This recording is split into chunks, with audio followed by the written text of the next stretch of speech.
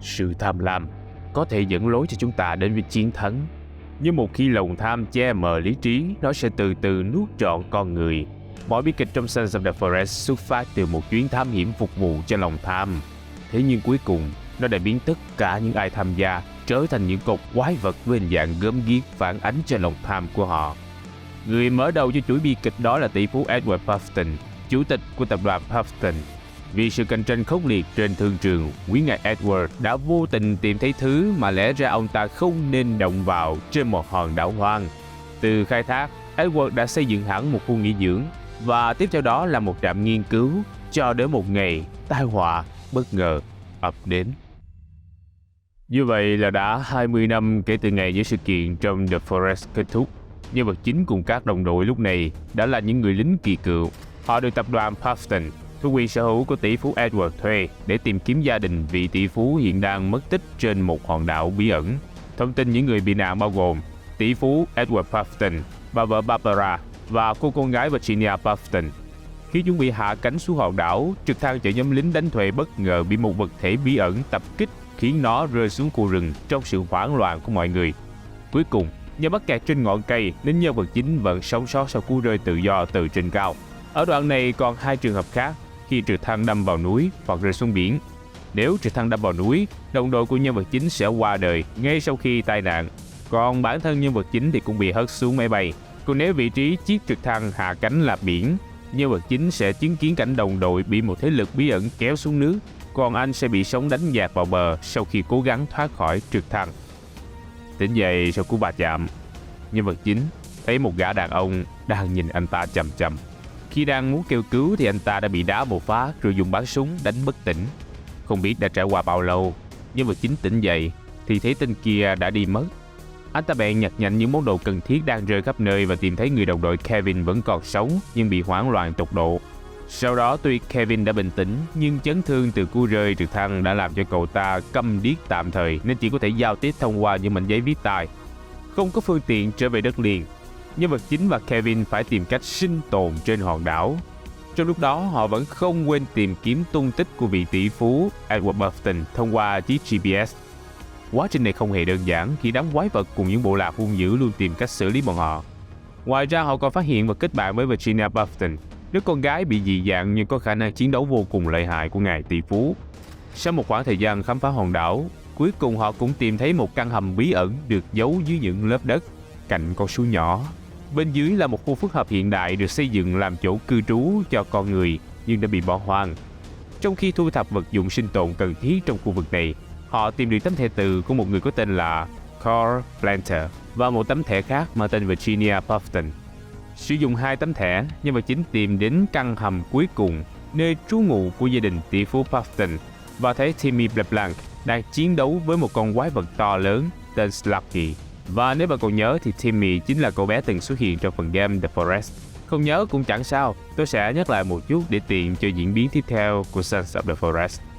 Trong phần game trước, cậu bé Timmy đã bị tiến sĩ Matthew Cross bắt cóc nhằm mục đích hồi sinh con gái của ông ta là Megan Cross. Sau khi Timmy qua đời, cha của cậu là Eric LeBlanc, đồng thời cũng là nhân vật chính của phần 1 đã hồi sinh cậu. Timmy sau đó, dù trưởng thành một cách bình thường, nhưng trong cơ thể của cậu vẫn tồn tại những di chứng đáng sợ từ việc hồi sinh người chết. Quay lại với Sons of the Forest, nhân vật chính cầm vũ khí muốn giúp đỡ Timmy, nhưng lại bị con Sluggy đánh bất tỉnh. Nhờ Eric LeBlanc đột ngột xuất hiện nên Timmy được giải cứu. Nhưng ông ta lại bị tấn công bởi một gã đàn ông mặc áo màu bạc đi cùng 3 kẻ đội nón. Nhân vật chính cũng nhận ra đây là kẻ đã dùng bắn súng đánh anh ta bất tỉnh lúc trước. Nhân vật chính không biết hắn là ai, nhưng nếu chơi xong và lên wiki của game tra cứu thì bạn sẽ biết gã là Zhang Jianyu, trợ lý bộ phận an ninh của công ty Puff. Có điều vẫn chưa rõ là vì sao gã lại tấn công nhân vật chính. Sau khi tỉnh lại, anh nhận ra Eric và Timmy đã đi đâu mất. Con Sluggy đã bị tiêu diệt từ lúc nào. Tìm kiếm một lúc thì anh ta phát hiện ra một cánh cửa bằng vàng. Bên trong cánh cửa có một khe hở nhỏ chỉ đủ để lách người qua. Điểm cuối con đường là khối lập phương bí ẩn, nơi Timmy đang đứng chờ sẵn. Khi nhân vật chính theo Timmy bước vào trong khối lập phương, ông Eric kịp thời lao vào bên trong trước khi cánh cửa đóng lại hoàn toàn. Còn gã đàn ông áo bạc bị nhốt bên ngoài. Khối lập phương sau đó rung lắc dữ dội. Timmy bắt đầu la hét và bị phân thân thành nhiều Timmy khác trong giây lát, rồi trở lại bình thường. Trong lúc này, một mặt khác của khối lập phương xuất hiện khung cảnh tăm tối của thành phố hiện đại với kiến trúc không thuộc về trái đất. Khi cơn địa chấn qua đi, cánh cửa tự mở ra và kẻ bị nhốt bên ngoài đã trở thành một sinh vật biến dị khủng khiếp.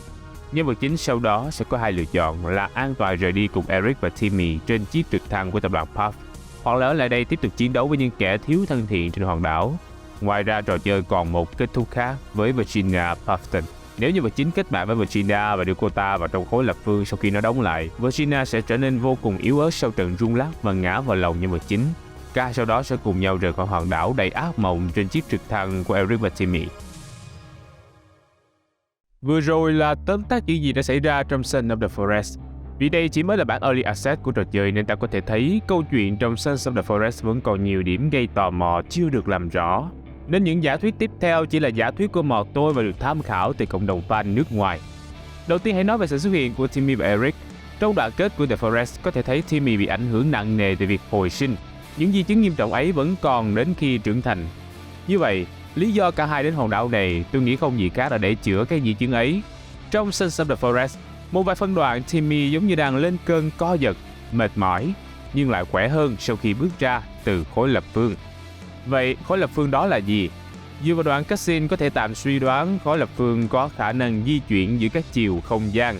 Hình ảnh thành phố kỳ lạ là có thật nhưng của một vũ trụ khác. Trong trò chơi, đôi lần ta sẽ nhìn thấy những email hoặc quyển sách có nội dung về những vũ trụ song song hoặc du hành xuyên thời gian.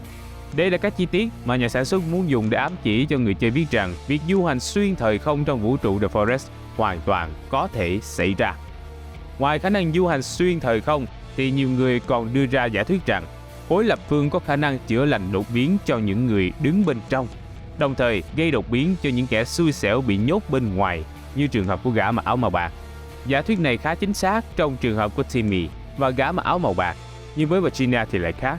Ta có thể thấy trong kết thúc của Virginia, mặc dù được đưa vào bên trong khối lập phương và trải qua sự đau đớn, nhưng cô nàng vẫn giữ nguyên giao diện ban đầu chứ không hề thay đổi chút nào.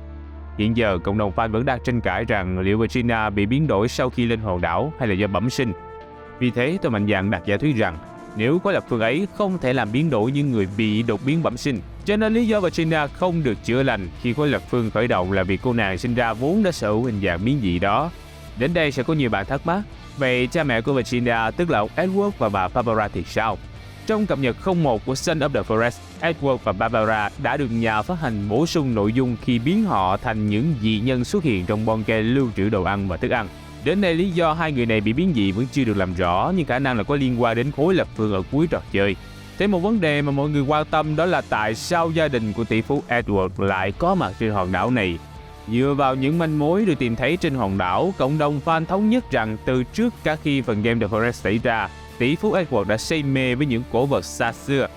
Dựa vào một email được gửi ngày 7 tháng 1 của một người nhân viên tên là Rob Blue tìm thấy trong bon ke, ta biết được rằng Edward sau đó đã phát hiện trên hòn đảo bí ẩn này có một vật chất kim loại quý giá nên đã tiến hành khai thác. Ông ta cũng đồng thời xây dựng một khu nghỉ dưỡng cho giới nhà giàu dưới các bon ke và đặt tên cho nó là Hollow Spring. Theo các nhân mọt tôi thì khu nghỉ dưỡng này chẳng qua là vỏ bọc cho các nghiên cứu phi pháp trên đảo và là nơi cư trú của giới nhà giàu hoặc các chính trị gia muốn rót tiền vào đó. Tuy nhiên, một sai sót kết quả đã biến tất cả những người có mặt ở đó thành những con quái vật. Nhưng ở thời điểm hiện tại, mọt tôi vẫn chưa xác định được chính xác rằng đó là sai sót gì và nó bắt nguồn từ đâu. Thứ khả nghi nhất hiện tại là khối lập phương. Không biết liệu mọt tôi có bỏ sót thông tin này không, mà nếu có thì hãy để lại bình luận bên dưới cho mọt tôi biết với nhé. Một thông tin quan trọng mà tôi nghĩ nó sẽ là điểm mấu chốt của câu chuyện khi trò chơi hoàn thành, đó chính là việc công ty Edward có mối quan hệ cạnh tranh với công ty Sahara Therapeutics, những kẻ phản diện của phần 1. Ở đầu trò chơi ta sẽ thấy trực thăng của nhân vật chính bị tấn công, rất giống kịch bản cầm súng bắn để tìm thêm vật thí nghiệm của công ty Sahara ở phần 1. Thêm vào đó, trong các bon ke, ta sẽ tìm thấy email trao đổi với một nhân viên tên là Jackson Poulet và một người có tên là Hector Leader. Nhiều người cho rằng Hector Leader chính là gián điệp do Sahara cài vào để điều tra thông tin bên Puffton. Nếu mà tôi tự hỏi có khi nào bi kịch mà gia đình Puffton gặp phải có liên quan đến công ty Sahara hay không? Bạn nghĩ sao về điều này? Hãy để lại suy nghĩ của mình bên dưới phần bình luận cho mọi tôi biết với nha, và video cũng sẽ kết thúc tại đây. Đương nhiên những gì tôi nói trên chỉ là giả thuyết mà thôi, còn câu chuyện chính xác như thế nào chúng ta hãy cùng đón chờ bản hoàn thiện của Sons of the Forest trong tương lai nha. Và bây giờ thì tôi là Mọt Game, xin chào và hẹn gặp lại các bạn trong những video sau. Bye bye.